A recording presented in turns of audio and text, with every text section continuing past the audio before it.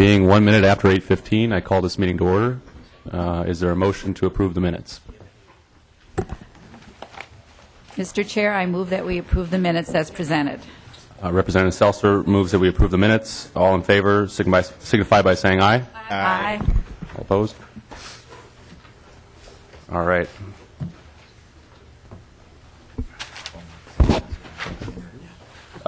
Chair Marquart has a bill to introduce today.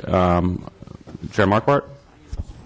Thank you very much, Mr. Chair and members. I would like to move House File 630 for possible inclusion into the omnibus bill. Members, I'm honored to be able to carry House File 630, and this is the Governor's Education Finance Bill. And I think what is really nice about the Governor Dayton's bill is that it really aligns with what we have set as a major goal for this committee, and that is to fund important efforts and strategies that have a proven track record of increasing student performance and closing the achievement gap. And if you look at the governor's budget, 25% of the dollars go to early childhood scholarships and all-day, everyday kindergarten, about $44 million into the early childhood and $40 million into all-day, everyday kindergarten. And as we have heard time and time again in this committee, that those type of strategies, those type of programs garner results. They, you talk about increased graduation rates, lowering the achievement gap, less incarceration rates, the benefits come back to us several times over. Also, the governor places very important investments onto the formula, about $118 million into the next 2 years on the formula, and then also puts about $125 million into trying to reduce the cross-subsidy on special education.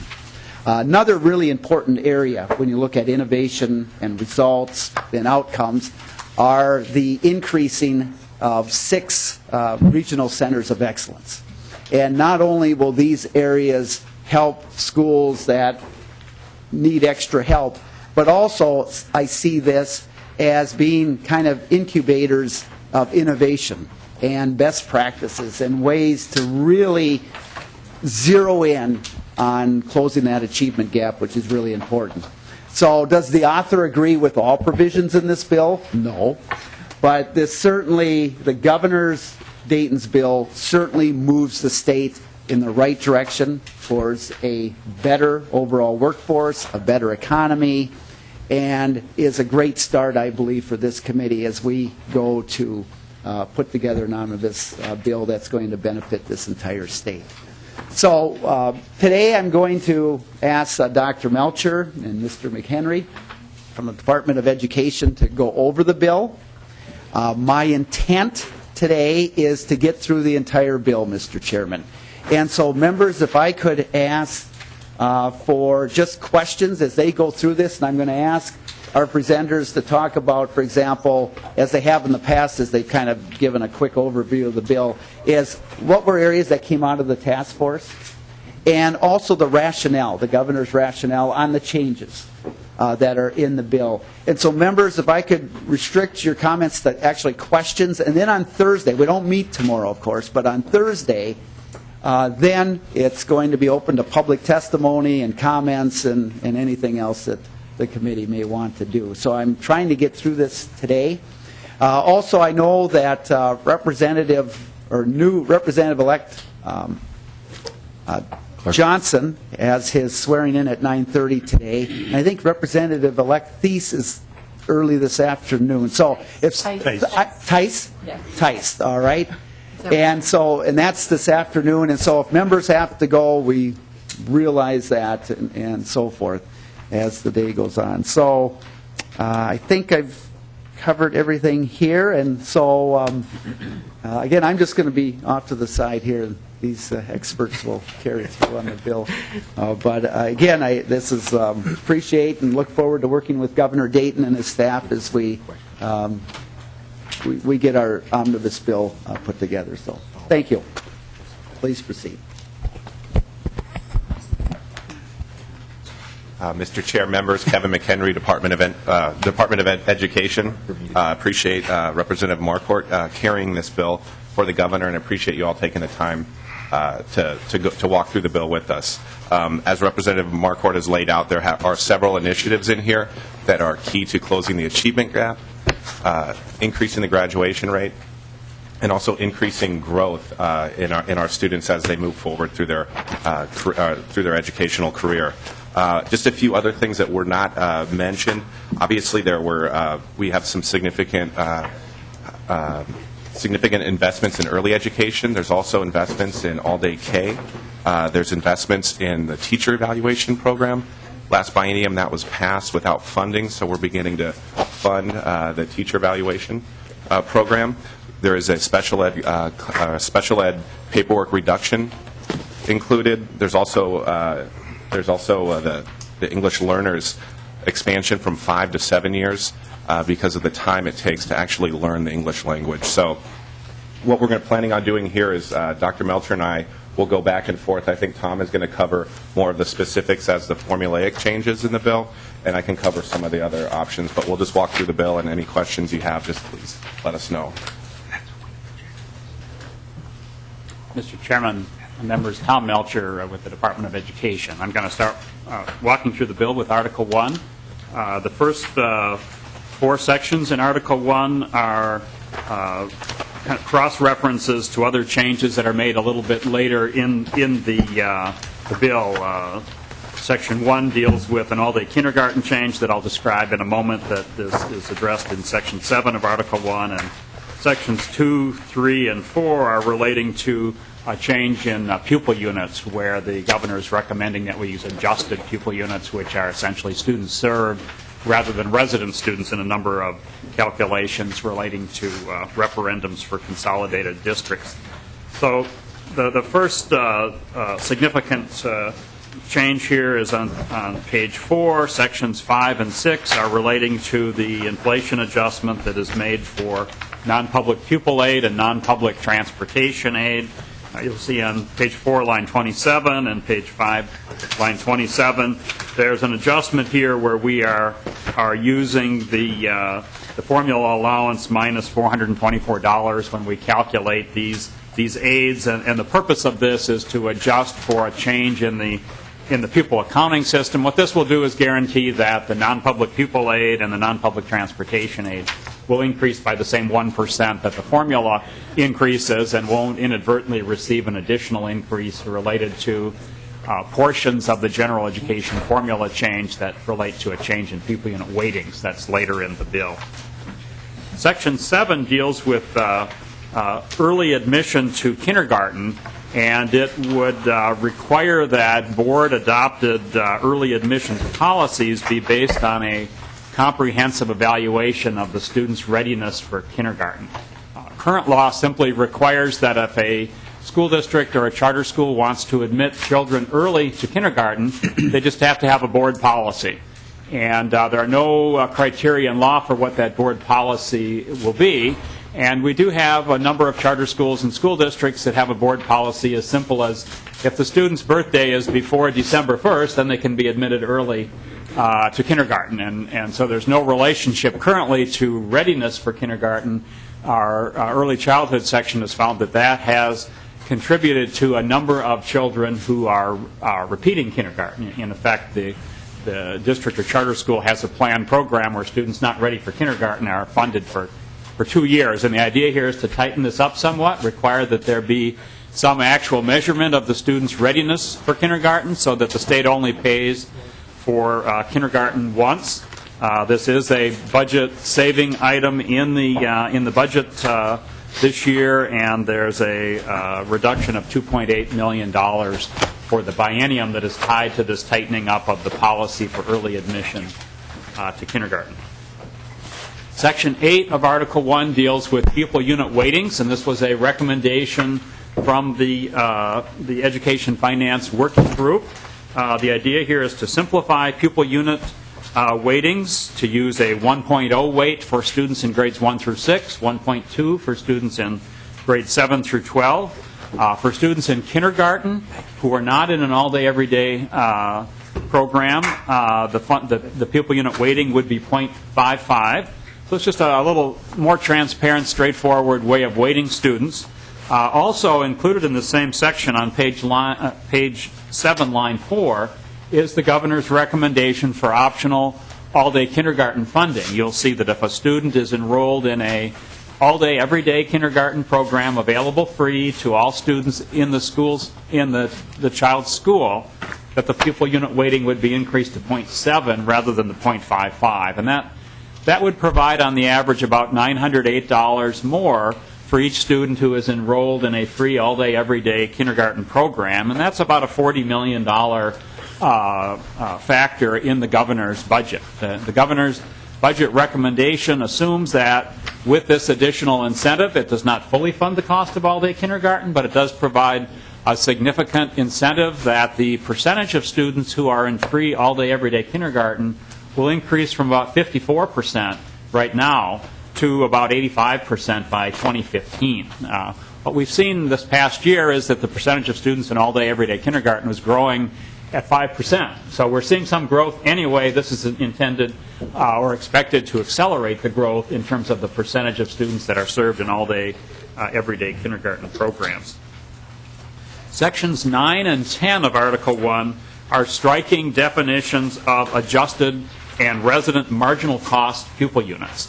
Again, taking a recommendation from the Education Finance Working Group, the governor is recommending that the funding for declining enrollment be done through a separate, more transparent formula, an actual declining enrollment revenue calculation, rather than burying the funding for declining enrollment in a marginal cost pupil unit calculation. So right now, school districts with declining enrollment are counting 77% of the current year student count and 23% of last year, and so you're kind of generating phantom pupil units, additional pupil units that find their way through all of our different funding formulas. In the governor's recommendation, we would just simply be counting the current year students for most of our calculations, and then we have an upfront.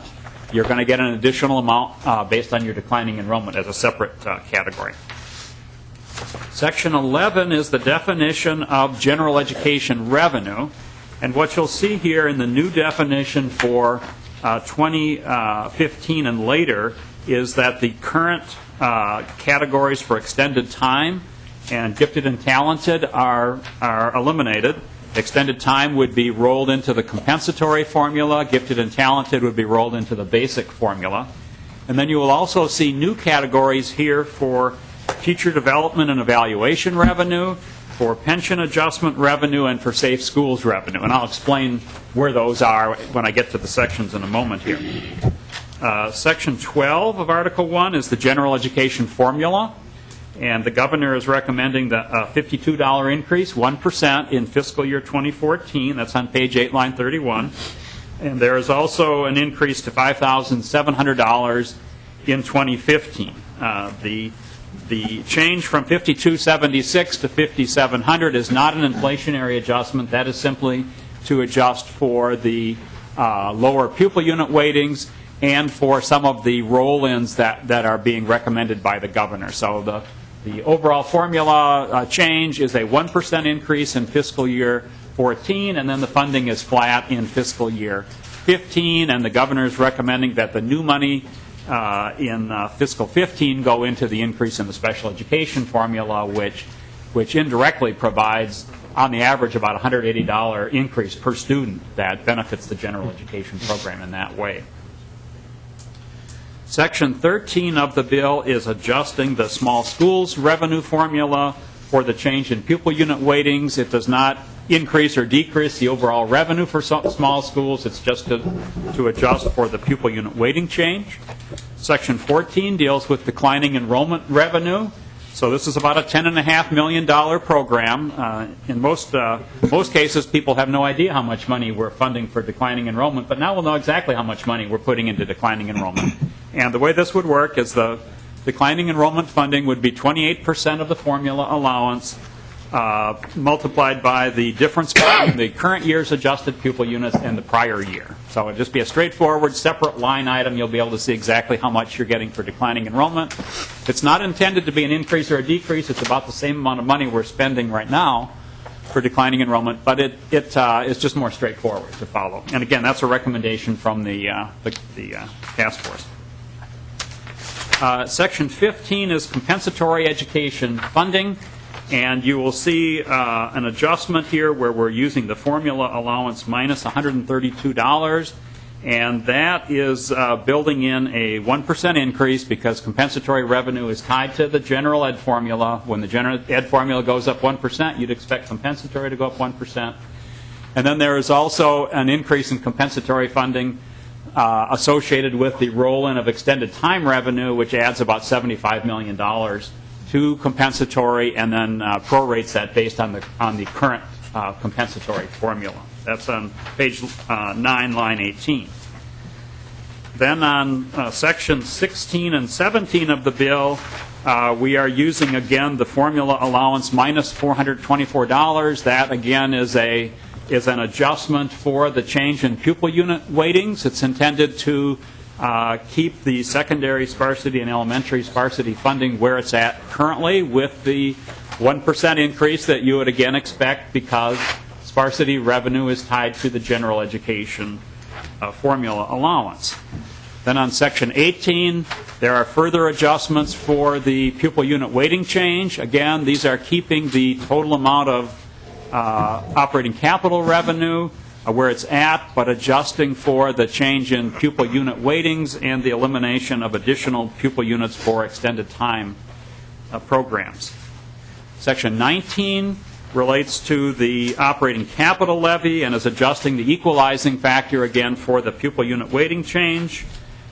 Section 20 in transportation sparsity is changing from the use of resident pupil units to student served. And again, this is a recommendation from the task force trying to eliminate as much as possible the use of resident pupil units, simplify the pupil accounting by using student served throughout the system. Section 21 is a technical adjustment to the transportation sparsity formula, again for the change in the pupil unit systems. Section 22 is a significant change in the equity revenue. This is similar to a recommendation, not identical to a recommendation coming out of the working group. What it does is it simplifies the current equity formula, which currently has 4 parts. It makes it a 2-part formula, and the first part here would be a sliding scale formula of up to $100 per pupil, depending on the size of the district's referendum. If a district has no referendum, they get $100 per pupil. If the referendum is more than $2,000 per pupil, they get nothing on the sliding scale, and then it's just a straight line in between. So if they have a $1,000 per pupil referendum, they get $50. Simple, straightforward sliding scale. In addition to that, there's a $56 flat allowance per pupil unit that goes to every district in the state. So what this changes in terms of the current equity formula, currently we exclude districts that don't have a referendum at all from having equity revenue. And the task force thought that that didn't make much sense, that we're trying to help districts that don't have a referendum at all. And so this would then make them eligible for equity revenue, just like a district that has a $1 referendum, essentially. Also, right now we have separate equity formulas for the metro and rural area. This would make all districts have the same formula for equity revenue. Currently, we exclude Minneapolis, St. Paul, and Duluth from part of the equity revenue. That would be eliminated. Again, one uniform formula applies to all districts statewide. Section 24 is adjusting the equalizing factor for the equity levy for the pupil unit weighting change. Section 25 is recalculating the transition revenue, which is a hold harmless, to guarantee that after all of the changes in this bill, every school district and charter school will be guaranteed to receive at least as much revenue as they receive or they would have received under current law in fiscal year 15. So it goes through and lists all of the current formulas and then all of the new formulas and says when we add up all these revenues, every district's going to get at least as much money as they would have received under current law. As a practical matter, nearly every district and charter school receives an increase under this bill. There are a A couple of charter schools that are at a zero level because they have an extremely large extended time program, and with the elimination of extended time revenue, they lose several $100s per student. Section 26 is the transition levy, adjusting the equalizing factor for the pupil unit weighting change. The same with Section 27, adjusting the Q-comp levy for the pupil unit weighting change. Section 28 is a new category of revenue called teacher development and evaluation revenue. This is a governor's recommendation that is putting about $10 million of new money into the system to partially fund the cost of teacher development and evaluation changes. It's $22 per pupil unit, per pupil enrolled in the prior October 1st for school districts that are not participating in the Q-comp program. In order to qualify for this revenue, a school board and the exclusive representative of the teachers must have reached a joint agreement under the teacher evaluation statute. And a charter school would also be eligible for revenue if it is not in Q-comp, if they have implemented a process for development, evaluation, and peer review that is comparable to the type of school district process required under the teacher evaluation law. Section 29 is the pension adjustment revenue that is being recommended by the governor. Currently, we have a negative adjustment of about $31 million that relates to changes in employer contributions to pensions that goes back to 1997. Back in 1997, there had been a supplemental employer contribution rate for teachers' retirement that was eliminated in 1997 because the fund was solvent.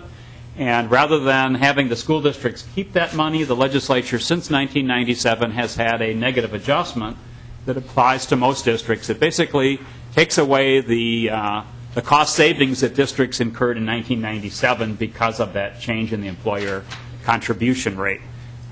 Again, based on the working group recommendation, the governor has recommended eliminating that adjustment. It's based on old, outdated data. A lot has changed since 1997, so this would be then rolling that into the general education formula. However, there are some districts that have much smaller adjustments than others, and a couple districts that don't have a negative adjustment because they weren't part of TRA back at that time. And so there is a hold harmless that says if your negative adjustment now is smaller than the average, there would be a positive adjustment now so that you don't have a loss of revenue compared to other districts. And so what we end up here is a positive revenue of $7 million for those districts that are being held harmless rather than a negative adjustment of $31 million that affects most districts in the state. Then on Section 30, you will see a new Safe Schools revenue component being added to general education. This is the same $30 per pupil levy that school districts have made for many years for Safe Schools, but it would now become part of the general education revenue. And all of the uses of revenue that you see beginning on page 16, line 23, those are identical to the current uses of Safe Schools revenue. So what's really changing here is we're changing the $30 allowance to $32 to adjust for the pupil weighting change. By making this part of general education revenue, charter schools will also qualify for this $30 per pupil. I think the idea is that we want to have safe charter schools as well as safe school districts. And also charter schools are going to have some negative adjustments in the special education revenue area because later on in the bill we'll be requiring them to share in part of the unfunded cost of special education. And so this is kind of cleaning up two issues. It makes them eligible for safe schools funding like school districts are, and then it also offsets a loss that they have in special education as we require them to pay for a little bit of the cost of special education. Section 31 deals with learning and development revenue. That is the class size reduction set aside that goes back to the Ventura era. And this is just adjusting that for the change in the pupil unit weightings, coming up with a straight dollar per ADM rather than a rate based on pupil unit weights. Section 32 is including the Safe Schools revenue and the definition of general education aid. And Section 33 is including the Safe Schools revenue in the list of set-asides that we have. So Safe Schools revenue while it will be in the general education program, must still be set aside and used for the same purposes that it's used for today. Section 34 is another recommendation from the Commissioners' Working Group on School Finance.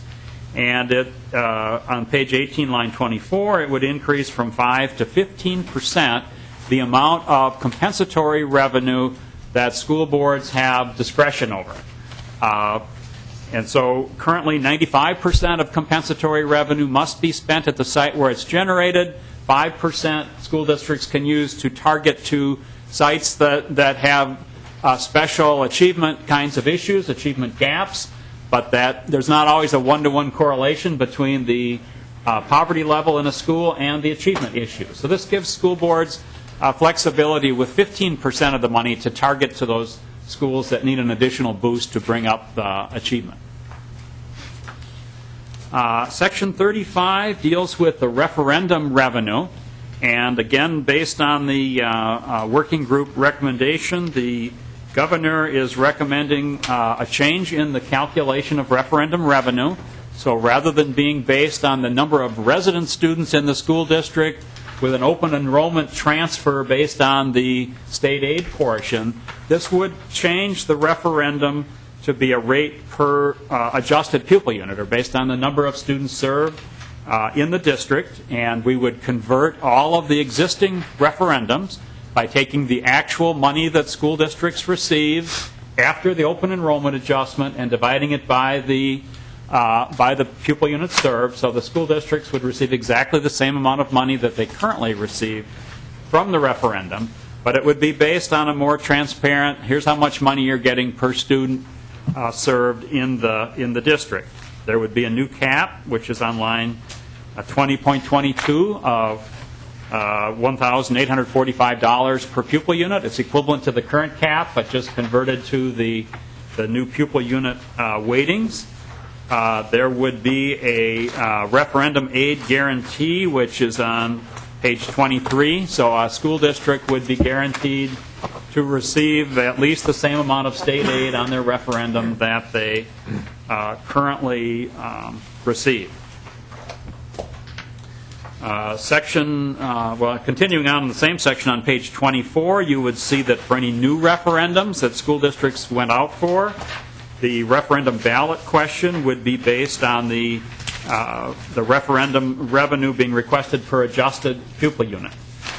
So there would be a little bit more close relationship between the number of students you were actually serving and the amount of referendum revenue that you were asking for. It just makes a little bit more direct connection between how much you're actually getting per kid and how many kids are benefiting from that revenue. Section 36 deals with the general education aid appropriation, and this is striking on page 26, lines 11 and 12, the language dealing with the early graduation achievement scholarship program and the early graduation military service award that were enacted in 2011. We currently have only 17 students participating in those two programs, and the governor is generating a small budget savings, $428,000, from elimination of those two programs. Section 37 is adjusting the lease levy for the change in pupil unit weights from $150 to $162. So it's the same money that we currently have in that program. Section 38 is addressing the lease building levy, the additional lease building levy that applies to school districts that are in a desegregation program. And what this would do is specify that for Minneapolis, St. Paul, Duluth, and Rochester, that they could continue to make these lease levies if they have a desegregation plan approved by the Department of Education, and the levy contributes to the district's implementation of its desegregation plan. And for other school districts that are participating in a desegregation program, it specifies that they could only make this additional lease levy if the facility being purchased was needed for an inter-district desegregation facility. So this does tighten up somewhat the historical use of this of this levy. Section 39 deals with the Safe Schools levy, and what this is doing is striking language that relates to the $30 per pupil portion and retaining language that deals with the additional $10 per pupil levy for intermediate school district members. So the $30 per pupil portion is rolled into the general education program. The extra amount for intermediate district members would still be a categorical levy. The Section 40 deals with alternative attendance adjustments, and this is striking language relating to the referendum alternative attendance adjustment. It strikes obsolete language relating to special ed tuition. It does, on page 32, line 7, make the resident district responsible for 90% of unfunded special education cost, and the serving district would pick up about 10% of unfunded special education costs. This is a change from the current policy, which requires the resident district to pick up 100% of the unfunded cost of special education, and makes the delivery of special ed services for the non-resident district or charter school free to that district. And so we're asking for some cost sharing on the part of the serving district, and this again is a recommendation from the School Finance Task Force. There is an exception provided to that 90-10 rule, and that is that intermediate districts and cooperatives and charter schools where more than 70% of the students have IEPs would be exempt, and they could continue to bill for 100% of their unfunded costs. Page 32, line 20 in this same section is dealing with the funding for extended time programs. What this is doing is guaranteeing that the Area Learning Center will still receive funding for extended time services that it provides, despite the elimination of the separate categorical revenue for extended time. It specifies that a school district or cooperative serving students in an extended time program shall receive general education aid equal to $4,430 times the learning year pupil units generated by the student, and then that would be an aid adjustment from the aid to the school district that claims the student for general education aid. That $4,430 is based on the current requirement in law that 90% of the money follows students to area learning centers, and also adjusts for the 4601 rate. So it's basically the 4601 adjusted for the 90% requirement that money follow the student and for the change in pupil weights. Section 41 is a technical adjustment to the charter school transportation calculations based on the change in pupil weights and the elimination of extended time pupil units. Section 42 is a technical change to the law that requires us to calculate the 95th and 5th percentiles, again to adjust for the elimination of obsolete language and the change in the pupil unit weighting system. Section 43 are the appropriations, and those are summarized in the tracking spreadsheet that your House fiscal staff have provided earlier. The repealer section of Article 1 is on page 36, and the repealer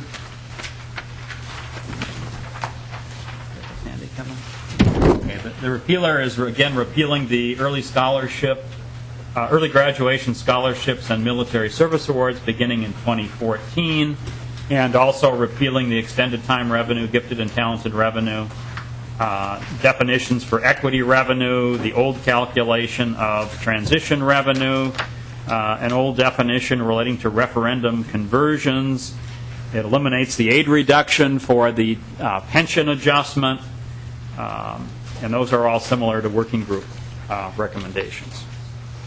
So that is a summary of Article 1, Mr. Chairman. Thank you, Dr. Melcher. We've got a few questions from members here. Representative Woodard. Thank you, Mr. Chair, and thank you, Dr. Melcher, for walking us through. Just one question for you. we're looking at a $52 increase per pupil, right, on the general ed formula. Did you look at the potential effects of sequestration and the impact that would have and whether that washes the $52? Well, Mr. Chairman and Representative Woodward, we have not looked specifically. I believe that we're looking at about an 8% to 10% reduction in federal aid for school districts in the event of that reduction, but I have not actually done the math on how that we could certainly do that calculation. It would affect different school districts quite differently because the federal funding is mostly tied to special education and to Title I, so it ties pretty heavily to poverty. But we could certainly look on balance how much that would be. Representative Woodard? Thank you, Mr. Chair. And just as a quick comment on that, the last budget we had to come up with an additional $500 million to fill the gap that the feds had, where they gave us a $500 million one-time payment, and then we had to fill that gap. So we certainly it's something we need to look at as we look at this budget as well, as any gaps we need to fill because the feds aren't fulfilling their commitments. So appreciate that. Thank you, Dr. Melton. Yes, sir. Thank you, Mr. Chair. Mr. Chairman, if I could just add one more point, and that is that if there was sequestration, one of the significant cuts would be in the special education area, and the governor has recommended a $125 million increase there, which would be much larger than any reduction that we would see in the special education area. Representative Woodard, any further? No, thank you. Representative Mariani? Thank you, Mr. Chair. And two questions. So one is a real broad question, and actually I would ask it of the other articles as well. But in Article 1, and by the way, I think it's a pretty well-constructed bill, and I think there's a good, sound logic here of interconnecting parts here, trying to bring some stability to K-12 funding. And while I suspect that all of us will have certain quibbles with particular pieces, I think it's really important as we have that conversation that we understand that if you pull one leg out off of the stool, then the stool doesn't stand. And so I think whatever we do, Mr. Chair, in terms of making adjustment to the governor's logic here, that we remember there is a logic, and that whatever adjustment we make, we know we're going to have to put another leg in the stool, if you will. But I do have one broad question. Article 1 has several sections in it that have some pretty broad policy directives. And so obviously we have a finance committee and a policy committee, and I have the privilege of chairing the policy committee. Can we expect the policy language that's embedded in this bill to come forward in the policy bill from the governor that presumably will be referred to the policy committee? Mr. McHenry? Mr. Chair, Representative Mariani, that's a great question. The way this bill was constructed and the way the policy bill was constructed is any item that generated a fiscal cost was included in this bill, and any item that does not generate a cost is included in the policy bill. So we won't have the same language in the policy bill, but if this is something that you'd like to see in your committee, we're more than happy to participate in that. Well, Representative Mariani? Mr. Chair, Mr. McHenry, there are pieces here that we're actually even currently looking at. In about an hour, we're going to have a discussion on the integration program. There's pretty extensive policy directives inside this finance bill on that, some of which overlaps the language of the bill before us this morning, and some that might be in conflict with that. And it should certainly be our approach here that we be as efficient and consistent as possible. I would hate to have to try to reconcile all this stuff in May when very few of our committee members are going to be around the table having that conversation. It'll just be a handful of us. And so I would encourage the department to certainly work with me and look through whatever language is in this bill that really ought to have a deep policy conversation, that we craft that language. Either that or Mr. Chair, I'm going to craft that language, and then we're going to wind up with two versions of policy in this committee, and might make for some long evenings here. Let me just quickly ask on the Safe School Levy issue, and I had a good conversation with Representative Hertaus yesterday about this issue. I see that the governor is expanding the scope of the Safe School Levy use. Currently, my understanding in statute is that we actually have some prohibitive language barring the extension of Safe School Levy use for violence prevention efforts. And obviously, Representative Hertaus, I think Representative Woodard has a similar bill. A number of us, because of recent tragic events, are really interested in perhaps using this tool to provide violence prevention efforts, and I see that that's embedded strongly in the governor's bill. And I suspect, Mr. Chair, we'll come back to this at some point to talk more in detail, right, because we're just running through here, but is it the assessment of the department that the Safe School, and I'm sure there's not a simple answer to this, but that the Safe School revenue as it currently exists with this additional set of expectations will be sufficient to meet both those additional set of expectations and what we're currently using that levy for? I can tell you in my school district, the issue of providing police protection in some of our local schools is a cost-prohibitive issue, and so I suspect we've got some potentially huge costs here. So the question is, broadly again, whether the assumption here is that the revenue that's generated here will be enough to cover both the existing and the new mandates, if you will, in the bill. Mr. McHenry or Dr. Melcher? Mr. Chairman and Representative Mariani, the new language that you see on pages 16 and 17 of the bill relating to uses of the Safe Schools Levy is the same language that we have in current law, so there isn't an expansion of uses. We know that for many years we've had quite a long list of things that Safe Schools revenue can be used for, and we know that most school districts are using more than $30 per pupil unit to try to address those issues. But this bill itself, and Mr. McHenry may be able to answer if there are other things in the governor's recommendations that would expand the use, this language is just basically recodifying the existing uses of revenue in the general education statute rather than in a separate Safe School statute. Representative Mariani? Well, Mr. Chairman, we'll come back to this. I guess I'm a little confused because I did look at the recent statute, and there was prohibitive language in the statute that this language seems to conflict with, but I don't know the statute as well as I should, so we'll come back to this issue. Mr. McHenry? And Mr. Chair, Representative Mariani, we're more than happy to continue working with you on that. We do have some language in this bill related to the Climate Center, and there's also some language in the Department of Public Safety budget to help address the issue. And Mr. Chair. Representative Mariani? Mr. Chair, just to circle back to my opening comment, the Climate Center language is language that has a strong overlap with anti-bullying bills that are coming forward, which will be vetted in another committee before it comes here, too. So just sort of a case in point, of our need to really be very efficient about how we tie our policy work with our finance work. And I know that's less, Mr. Chair, I know that's less the executive branch's care, but it's certainly our care in the legislature. Thank you, Representative Mariani. Would any of the testifiers like to respond, or can we move on to other questions? Okay. Representative Breinert? Thank you, Mr. Chair.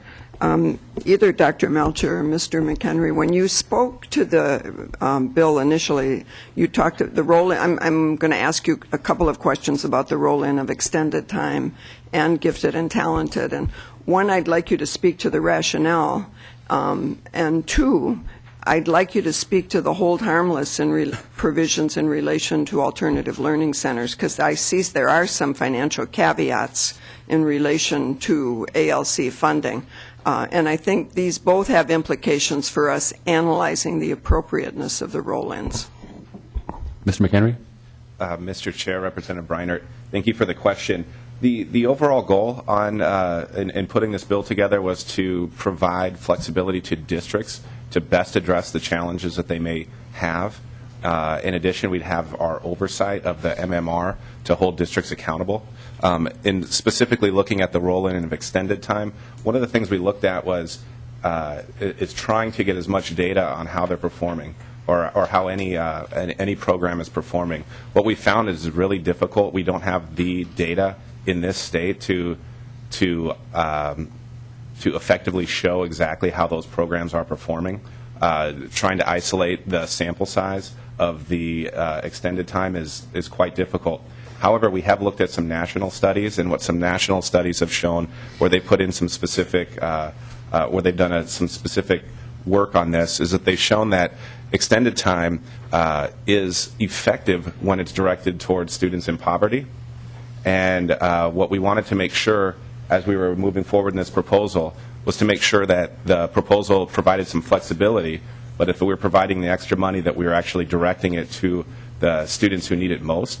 And we felt that by rolling that into compensatory, that would help achieve both the flexibility and directing it towards students in poverty. Representative Breinert? Thank you, Mr. Chair. Well, I think this is an item similar to others that Representative Mariani has mentioned that has some serious policy implications, so I won't belabor it now. But I think it's dubious to consider that by rolling the extended time revenue in, we'll be able to get better data on the students being served currently by ALCs. So I think there's some data issues that need further analysis, and then policy pieces that need discussion. So thank you. Representative Grunhagen? Thank you, Mr. Chair. Thanks for your presentation, Dr. Marquart. I'm looking at Section 20 and Section 22 to 23. As far as the operating levy referendum, I attended a superintendent's regional meeting a couple of weeks ago, and one of the things they brought out, and again, this is in the rural area, that the match from the state, and again, they showed a chart. I don't have it with me right now, but I think it was about 10 to 12 years ago. There was a 3-to-1 or 4-to-1 match. In other words, for every $1 of local levy on operating levy referendum, you had a $3 or $4 match from the state.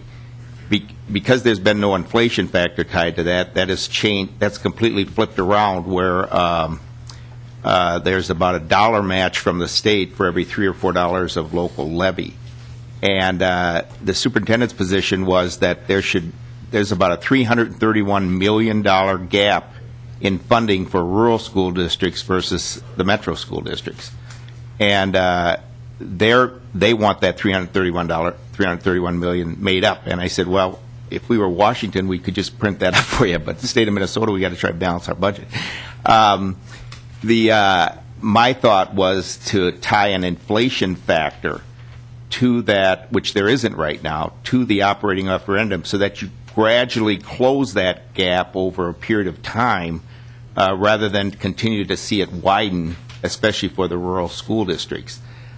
Is there anything in the governor's budget that would address that? And do you have any other thoughts of how we might address that funding gap? Dr. Melcher? And Representative Grunhagen, the issue of referendum equalization and whether we should have an inflation adjustment tied to that was something that the School Finance Task Force looked at, and they did recommend an increase in referendum equalization and a link to inflation. There would have been a significant cost associated with that, and the governor, in putting together his budget, did not include that in these recommendations. So the level of referendum funding, referendum state aid here, is slightly higher than the current law, but that is to ensure that all districts will receive at least as much referendum equalization aid as they receive currently, given some of the changes we're making in the pupil unit weighting and the alternative attendance adjustments and so forth. But it does not provide that kind of overall increase in equalization aid to get us back to a level that we were at 10 or 15 years ago. Representative Grunhagen? Oh, thank you, Mr. Chair. Yeah, so basically, if we don't address that in terms of longer term, won't the gap just continue to widen? I know you talked about a short-term solution, but... Dr. Melcher? Mr. Chairman and Representative Grunhagen, we do track annually the gap in funding associated with referendum revenues. It It declined between 1993 and 2001. It's been getting worse since 2001. And so we do annually report that to all of the school districts and to the legislature. But the focus in this budget was addressing some of the funding gaps that are tied to the special education area with that $125 million investment. We know there are very large funding gaps among districts in terms of the cross subsidies that they have to address. And I think the governor's priority was to try to address the special education cross subsidy. I think there was recognition that we do need to look at and consider referendum equalization as well, but the money just wasn't there to do both, and the governor's priority was on addressing the special ed cross subsidy. Representative Gruenhagen? Yeah, just on another topic, Dr. Melcher, thanks for that response. You know, I looked at the Office of Minnesota Management and Budget, and I think you'll be able to address this. And basically, this goes as far as the funding of the government's proposal, or the governor's proposal, education and the budget in general. But, you know, our personal income growth in the state of Minnesota in the last 5 years has been around 2.1 to 2.4%, okay? Yet, according to Minnesota Management and Budget, they're projecting in the future years, which the governor's budget is tied to, personal income growth of 4.4 to 4.3%. So they're basically doubling the personal income growth in the projected years, which obviously has a huge effect on the numbers for the budget. The question is that what the governor's budget is based on, the 4.3 to 4.4 projected growth of personal income? And if it's not there, that's going to change the numbers dramatically. Dr. Melcher? Mr. Chairman, Representative Gruenhagen, the governor's budget is based on the November budget forecast, which I believe you had a discussion of the cost of government data in one of your earlier hearings, and I believe some of those numbers sound familiar to me. The 4% was one of the years, and so the governor's budget is based on the budget forecast, and that does reflect some assumption that there will be some recovery from our economic downturn. The Department of Education is not the experts on projecting income growth, certainly, but we rely on the Department of MMB and the work that they do with their consultants in terms of the forecast. Representative Gruenhagen? Just a final comment. You know, I just think it'd be very interesting, and maybe this isn't the place to address it, to project the governor's budget at the optimistic rate, which it is at 4.4 to 4.3 projected growth of personal income, and then to do another analysis of what it currently is, the 2.4 to 2.3 percent analysis. I think we would see that if the rosy projections are wrong, the deficits are going to grow exponentially in the future if the personal income doesn't rise at the projected rate. Just food for thought. Representative Quam? Thank you, Mr. Chair. And during this presentation on parts of 8 and 9, I heard removing phantom students, and that caught up to me a little bit when we were on page 20. You're talking about going to adjusted versus residential, and I have had several constituents say, well, so our taxes will go up to pay for, so we'll be paying for kids that don't live in the district. I know some districts with open enrollment, it helps counter a loss in students, so instead of the state paying for, that decreasing enrollment, the residents will be paying higher taxes for the students that come in that don't live there. But I'm also interested in the special ed. I like the 10%, 90% shift because that does allow a little bit of fiduciary from the district where the special ed is being provided. However, since the district sending is still paying 90%, they no longer get levy for the students that's a resident but attending somewhere else. I think that financial impact might be a little, again, a little less fair. In other words, you take away money and give us a little bit back, and I think this needs to be looked at a little more closely, the ramifications in that interaction. And I did want to say that I also want to echo Representative Breinart and others who have said that ALC funding being rolled in is counterintuitive and not logical to more transparency, accountability, and tracking. So I wish that there'd be some reconsideration on that approach. Thank you. Thank you, Representative Quam. We've got two more questions to get through. Could we get through them very briefly, members? And we've got about half, or a little over half the spill to get through. So, Representative Anzels. Thank you, Mr. Chair. Recognizing that this question is better asked offline, I'll be very, very brief. But Representative Gruenhagen kind of motivated me to ask the question. The question is this. The disparity, perceived or real, between the rural districts and other districts is growing and is a real problem, in particular in northeastern Minnesota. My question has to do with the collection of taconite taxes, which are in place of property taxes, which at the end of the day, as a percentage of the total tax, precious little is spent on public education in the districts and on the kids in the 7 counties of the taconite assistance area. The question is, could the infamous governing body that governs the use of those property tax dollars convert a portion of those dollars not currently going to the public school systems, could those dollars be diverted statutorily or by action of the board without a corresponding reduction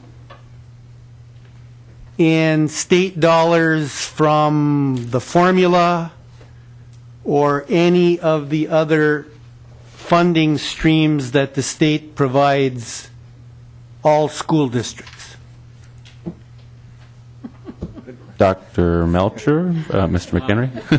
Mr. Chairman and Representative Anzout, the governor's budget doesn't make any changes in the taconite, at least not in the education bill.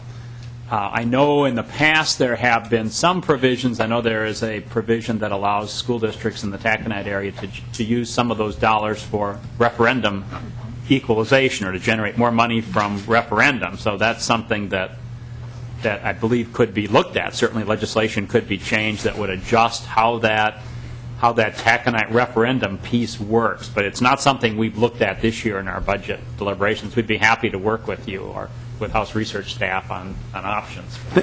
Thank you. And final question, brief if we can, Representative Hertaus. Thank you, Mr. Chair. Good morning. Good morning, Dr. Melcher. Thank you for your presentation.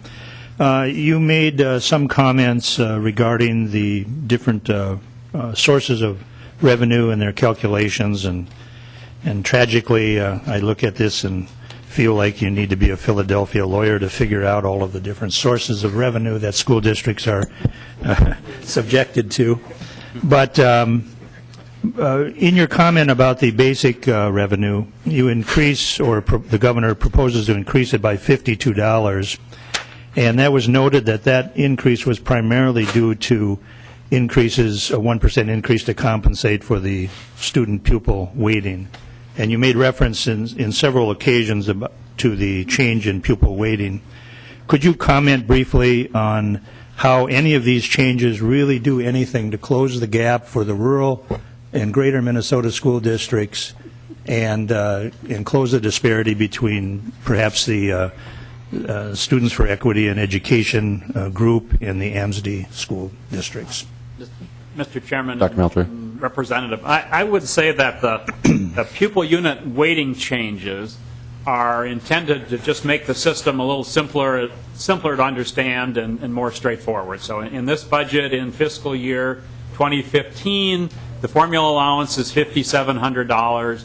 Every student in grades 1 through 6 will actually get $5,700. So the formula allowance actually means something. It's an actual amount, where now the formula allowance is $5,224, but you got to multiply every single kid in the state by some other weight, and then you have to subtract off what we're taking away from them in pension. And so, at the end of a page or two of calculations, you can figure out. So that part is not really about changing the distribution. It's just making things more straightforward. I would say that that one thing in this bill that does help in terms of low revenue districts is the change in equity revenue, which no longer excludes districts that have not passed a referendum from participating in the program. Now, many C districts do have referendums, but for those that do not have a referendum at all, this will make available to them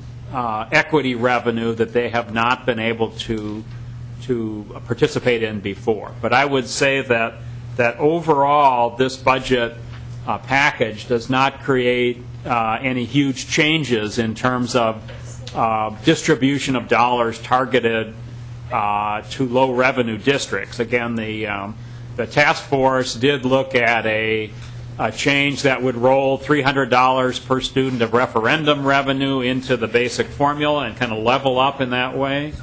And that was not one of the governor considered that very carefully, but it was not one of the things that he recommended in the final bill. And so what we're seeing here in the equity area is some movement in that direction, but we're not seeing a dramatic kind of change to narrow the funding gap among districts in this bill. Thank you for that candid reply. Representative Hertaus, anything else? Thank you. Okay. Sorry, Mr. McHenry. And Mr. Chair, Representative Hertaus, I just wanted to follow up on that. Obviously, there were a significant number of provisions included in the Ed Finance Task Force, and the governor did review those and did put forth some significant recommendations from the task force. Obviously, as Dr. Melcher indicated before, we are working under the November forecast and trying to move the needle forward. When you were talking just how we're moving the needle forward, we are open to any ideas. Obviously, I think the commissioner and the governor have said that this is a first step forward, and anybody that wants to bring forth good ideas, we are more than happy to hear that. But as far as trying to close the gap and to increase equity, there are provisions. We're expanding the early childhood scholarships. We're increasing the amount of students to all-day K. We are providing funding for teacher evaluation that was not provided before. We're doing things such as expanding the regional centers, which can help districts in greater Minnesota as far as collaborating and providing best practices. And then also we're providing this new paperwork reduction for special education that could help districts save some money. So we're trying to provide some more flexibility so districts can operate and do what they feel is best for their students, and we're trying to be as helpful as possible in this budget.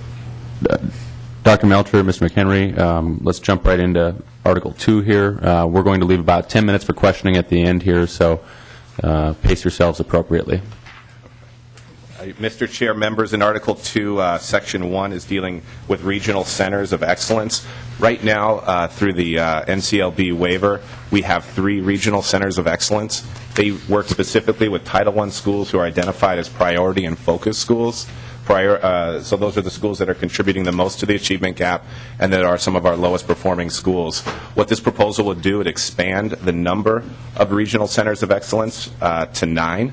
and that it would also increase the districts they work with. They would no longer work specifically with just Title I schools that are priority and focus schools, but could work with all schools. And the idea behind this is it's an avenue to help provide shared best practices and evidence-based research best practices for districts, and as much support as those centers can give.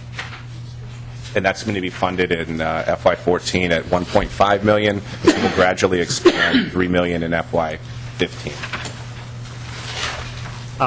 Section 2 of Article 2 are technical changes related to the elimination of marginal cost pupil units and striking of obsolete language. Section 3 is a change in the requirements for charter school building leases. It would require that a charter school must submit information on their leases, including modifications and renewals prior to the execution of the lease. Currently, the department is charged with review and approval of leases, but we review them after they've already been finalized and signed as contracts, so it prevents the department from making any helpful suggestions in terms of how the leases actually work. This would also require that the department not approve facility leases that do not have a some certain annual cost or that do not have an escape clause that can be exercised in the event that a charter school goes out of business due to non-renewal or termination of the charter school contract. Section 4 is adjusting the charter school general education calculations to reflect the changes that were made in Article 1. In addition to making charter schools eligible for Safe Schools revenue, charter schools would also receive equity revenue as if they were a school district. In other words, we would look at the amount of referendum revenue that a charter school receives through the open enrollment adjustment, and they would be on a kind of a sliding scale the same way that a school district is. Currently, charter schools simply receive the state average equity revenue per pupil. So this would bring about a little bit more equity in terms of allocation of equity revenue to charter schools. Transportation for charter schools is adjusted in Section 5. Section 6 deals with building lease aid, and again, there's a significant change in the policy as it relates to charter school lease aid. The change from 1,200 to 1,314 is simply to adjust for the pupil unit weighting change, but the significant changes on page 39, lines 30 and through 34, and this would reduce the amount of charter school lease aid for leases where the original debt has been paid off, and in that situation, the expectation is that the cost of the lease should be a lot lower, and so the formula here would be $3 per square foot or $200 per pupil unit, and this is a $1.8 million budget savings in the governor's budget. Section 7 would strike language authorizing extended time pupil units related to programs that provide grade level acceleration. We've had a great deal of difficulty with these programs in terms of any documentation that additional time at elementary schools will result in students graduating before their peers many years later. Section 8 on the career and technical levy is allowing for a more equitable distribution of the levy between small rural districts that are cooperating. Currently, the school district that hires the career tech teacher makes all of the levy, even if they're jointly participating with another school district. This would say you can take that levy and split it between the two schools that are kind of working cooperatively rather than having one district do all of the levying. No net change, but just spreads the levy more fairly. Section 9 deals with the governor's recommendation on English learners being funded for 7 years rather than 5 years. Section 10 is adjusting the English language learner formula for the change in marginal cost pupil units, so going from 700 to 705 because there are a few less pupil units. when you don't do the weighting. And then Section 11 is integration revenue, and Kevin, I think, wants to speak to the policy side of that. And just going back on what Tom had, or Dr. Melcher had just said, the expansion from 5 to 7 years for English learners was a recommendation from the Ed Finance Task Force.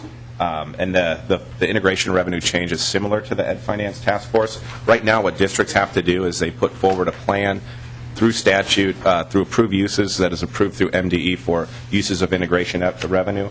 What this plan would do is it would change it so districts could identify the goals that they have for closing the achievement gap and increasing interracial contact.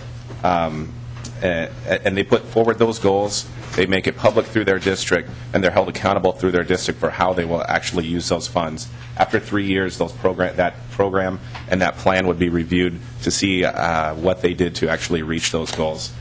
So this was kind of the big change as far as the policy included and how that's linked to the funding, which Tom will get into. And we look forward to working with Representative Mariani and the Policy Committee and all of you on this language. The recommendations for integration funding are on page 46, line 30, and then on page 47. The governor is recommending that for fiscal year 2014 that a new integration formula be established where the funding would be the lesser of the district's budget for integration or the greater of 90% of the integration revenue for fiscal 13 or a rate based on the number of pupil units and the concentration of minority students in the district. So this is very similar to the working group recommendation. They recommended a 60% hold harmless. This would have a 90% hold harmless. It would create a kind of a sliding scale based on the concentration of minority students. So it would provide a significant increase for some of our suburban and rural districts that have seen large increases in the concentration of minority students over the years but have not been funded for those. It also adds an element on page 47, line 4, that builds in the focus rating as part of the calculation. So we now would have a performance-based piece that would drive a portion of the integration revenue. The focus rating is a part of the MMR measurement that looks at the success the district has had in closing achievement gaps. In fiscal year 15, the proposal is the same as fiscal year 14, but because the levy that's associated with integration revenue sunsets after fiscal year 14 under current law, the funding is scaled back by 30% to reflect the 30% share that's currently coming from the levy. Section 12 deals with literacy incentive aid, and the governor is recommending here that beginning in fiscal year 15, that we make an adjustment that would build in some high school data as well as elementary school data in our performance measure. So currently all of the literacy incentive aid goes out based on third grade reading proficiency and growth in reading between third and fourth grade. What this would do is that would be to allocate about 2/3 of the money based on growth in reading between third and fourth grade, and about 1/3 of the money would be allocated based on the school district's high school graduation rate in relation to the high school graduation that you would expect given the school's demographics. So what this would do would be to broaden literacy incentive aid to provide incentives for performance at both the high school level and the elementary level rather than simply focusing at the elementary level.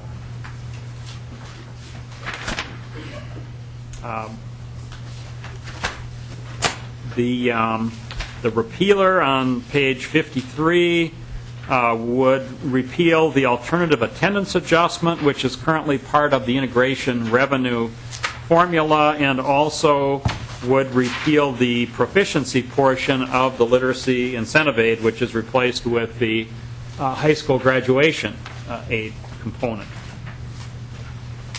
I'd be happy to take questions on Article 2. Thank you, Dr. Melcher. Representative McDonald, you're up. Thank you, Mr. Chairman. This doesn't necessarily apply to Article 2, so is this still acceptable? Proceed. Very good. Doctor, I have a question. What is the governor's doing about any funding that we can get from the school trust lands? According to the Star and Tribune from over a year ago, the copper mines up in Ely and Babbitts could yield $2.5 billion for the school districts, and they believe it could swell for royalties of over 25 to 30 years. So has anything been done? I know the governor said in his State of the State speech that he wants to improve regulations and speed up businesses, the permitting process for businesses to get up and running. Has he addressed any of this precious lands, precious metals in the school trust lands for our funding our education? Mr. Chair, Representative McDonald, a few years ago the legislature did do kind of the subtraction for the school trust fund lands. Originally, in the past, what had happened is that there was a per pupil amount each year that went out to students. That was basically, it never increased because it was just a subtraction. So a few years ago, what the legislature did is they bite off that subtraction. So as the value of the school trust lands increased, that's actually an increase that does go to school, that actually does go to schools when those lands increase in value.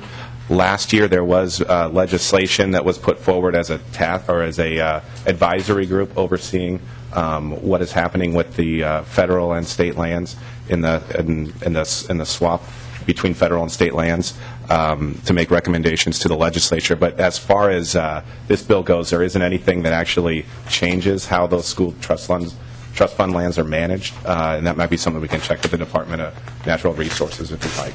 Representative McDonald? Thank you. Yeah, right now the school trust lands, I think there is a $59 per pupil, which in smaller school districts account for thousands of dollars, and larger school districts millions of dollars.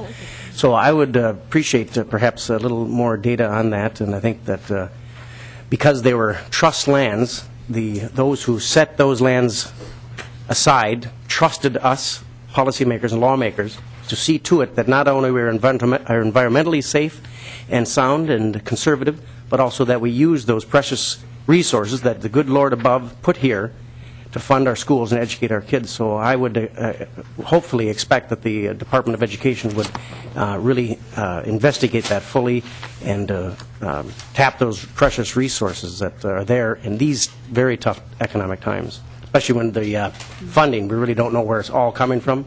And I think it's a great area. And I know those, not only is it good for the schools districts, but it's great for the state of Minnesota as well, and especially up in the Iron Range area. Representative Erickson. Thank you, Mr. Chair. My questions are for Mr. McHenry. First, under educational excellence, the regional centers, I know we have 3 now. To what extent are those 3 aligned with our regional centers, such as what you used to call our XUs? And where will the other 6 be located to bring it to 9? Because this is growing government, this is going to be more cost incurred, and I want assurances that these really are going to serve the purpose of helping our schools. So could you comment on that, please? Mr. McHenry? Sure thing, Mr. Chair, Representative Erickson. Currently, the 3 regional centers that are under operation through the waiver, they work in conjunction with service co-ops. So obviously, the service co-ops provide services in a variety of administrative services. The regional centers are working more of education-based and school-based. So I think the plan is that they will work in conjunction with the regional centers. They don't want to duplicate efforts. So I think kind of the plan that they've had moving forward is rather than creating a new entity or rather creating a new building, they're working with areas with the regional centers if they can for where they can be housed and how they can work together with school districts and not duplicate efforts that are already being done by regional centers. Mr. Chair. Service co-op. Representative Erickson? Thank you, Mr. Chair. And Mr. McHenry, I'm glad to hear that. I would hope that we could look at these centers as being embedded in our regional service centers so that they have a greater connection with our school districts, because I do know that they do work closely with us right now. Mr. Chair, my next question for Mr. McHenry has to do with what's the proof that increasing the English language learning from 5 to 7 years is going to bring us better results? Mr. McHenry. Mr. Chair, Representative Erickson, that's a good question. There is research that we can get to you that suggests that as students that are learning English have more time in the classroom, that they'll have time to actually learn the language, and when they learn the language, they can perform better in the classroom. One of the things that we've been looking at is some of the information or some of the problems that English learners have if they're coming to Minnesota and they may not have a high level of education to begin with. Their parents may not have their native language completely formalized, that they might have more difficulties learning English. There's also the issue of poverty when new immigrants are coming to Minnesota that creates a problem that they could need more time. And as well as one of the other issues that's really big is some of our English learning population, they're very, I don't want to say, they move quite a bit. And so when the population is more mobile, it's difficult for them to learn in any situation. If you look at students that are English speakers, they have difficult time when they're highly mobile. And then when you add in when they're trying to learn a new language, that makes it even more difficult. So I think the idea was by expanding it to 7 years, it would give more time specifically for those more in need. Obviously, there are parts of populations that may not need this full 7 years. And we can definitely work with you and work with the committee if you'd like to work on that as well. Representative Erickson. Thank you, Mr. Chair and Mr. McHenry. I would hope to learn from the department the cost-benefit analysis between immersion and extending this to 7 years. Because we had this debate several years ago when we reduced the 12 years that were provided and did see some good research on immersion. So I would hope to look at that, and you can look forward to amendments galore from me on these issues. Final question is on the literacy incentive aid, Mr. Chair, and Mr. McHenry. Including the graduation rate is going to take away, in my estimation, from the strength that we provided in the literacy programs that our districts have adopted and are using now, so that the focus is clearly on making sure that our children are ready to read when they enter 4th grade. So I just see this as being a watering down of some great legislation that Representative Myra, Senator Olson, and I worked on last year and the year before to really concentrate on that K-4 level. So why the change? I know I heard your rationale a few minutes ago, but to me, it seems like it is definitely a watering down. Mr. McHenry. Mr. Chair, Representative Erickson, I don't think we view this as a watering down. We are still including, rather than having just 3rd grade proficiency and 3rd and 4th grade growth, we are having the growth in reading between 3rd and 4th grade. The literacy plans districts still have to put together. And then by including graduation rates, this is something that we felt was important to help shine a light on our graduation rates and hold our schools accountable so they can actually do what they need to do to help increase our graduation rates. Representative Erickson. Well, Mr. McHenry, then we should design a literacy program for grades 5 through 12. That might be a better idea, to shine the light on making sure that our students are reading as they proceed through grades 4 to graduation, reading at level and being proficient. That's where we should concentrate our efforts. So I'll work on that idea. All right. Well, and Mr. Chair, Representative Mr. McHenry? and as we had stated before, we're more than happy to work with you, work with the members on the committee here, for whoever would like to bring forward ideas. Again, this is what we felt was a good first step, and we look forward to any other ideas to help make this bill stronger. Thank you, Mr. Chair. Thank you. Representative Mariani. Mr. Chair, I actually have several long questions, and we're going to run out of time. And seeing as Representative McDonald brought the issue of the school trust fund, which is outside of Article 2, but we'll put it on the table here, I'm wondering if I could yield to my colleague, Representative Ansels, who wanted to comment on it. Representative Ansels. Well, thank you, Mr. Chair. And Representative Mariani, that might be a little dangerous that you did that. But quite frankly, members, the governor and other committees of the legislature are diligently working on the issue of potential wealth from school trust land development.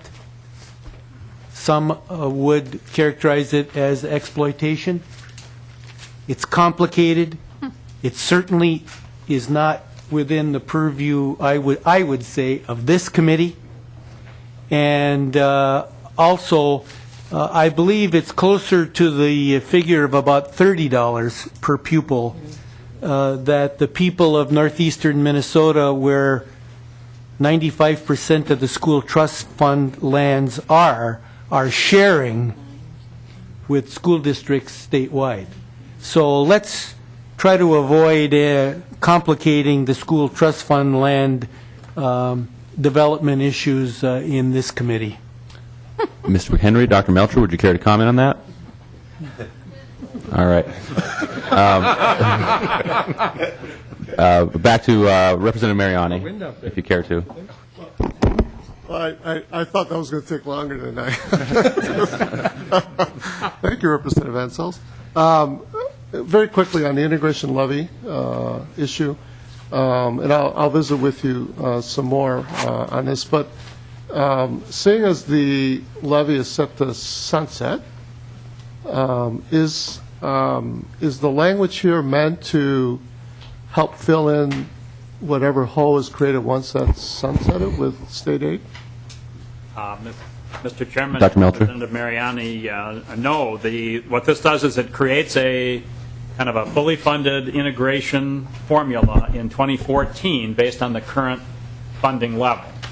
And then in 2015, it just ratchets it all down by 30% because the integration levy has sunset. So basically, school districts would all be getting 70% of what they would be getting under the new formula in 20. So that this budget does not address the issue of that gap. Okay. Representative Mariani. Sure. Thank you. Thank you for the clarification. So unless we act, in essence, the proposal before us defunds a portion of the law's commitment to providing resources for integration program efforts. And members, I would urge great caution in this. I'm mindful of what I said, Mr. Chair, earlier about once you start pulling out one piece, the whole logic, of the proposal begins to diminish a bit. Excuse me, but I think we need to nonetheless move pretty carefully here. If we're on the verge of creating some pretty effective strategies, as we've heard in our committee, my committee last week, on the newly evolved role of integration revenue as a tool to help drive both interracial integration and academic achievement. For the sake of sort of this broader logic here, we might be sacrificing that by virtue of having less resources available for schools to be able to continue with that work, which is the hope of the task force, that we in fact do continue making those kind of investments. So we'll have to have a good discussion and continue exploring a different way, perhaps a different way to do this. And with that, are there any final comments by Representative Chair Marquart? Well, thank you very much, Mr. Chair and members. Thanks for the questions and the comments. And my chair, Mr. Chair, my wish would be to Thursday come back, and if Dr. Belcher and Mr. McHenry then would finish up the remaining articles of the bill, and then we'll open it up for public testimony, further questions and comments at that point. And Representative Mariani makes a great point. I mean, one of the focuses of this committee is achievement and closing the achievement gap and all those things, and that's why we need to wrap all of these things around that. So I mean, the governor's proposal here and others that will come forward certainly needs to be part of this goal of how do we measure things, how do we make things more accountable, how do we use them as tools to close the achievement gap and raise performance. Also, I think Commissioner Casilius will be here also on Thursday. She had a school visit today, I believe, and could not be here, but she'll provide some comments to open up probably on Thursday if she's available. But thank you so much. Thank you, Chair Marquart. And with that, just an announcement for members, please place the bill in your save folder for work on Thursday. And remember that tonight we'll have a joint meeting at 6 p.m. in room 200. There will be no meeting tomorrow morning. And with that, the meeting is adjourned. Thank you.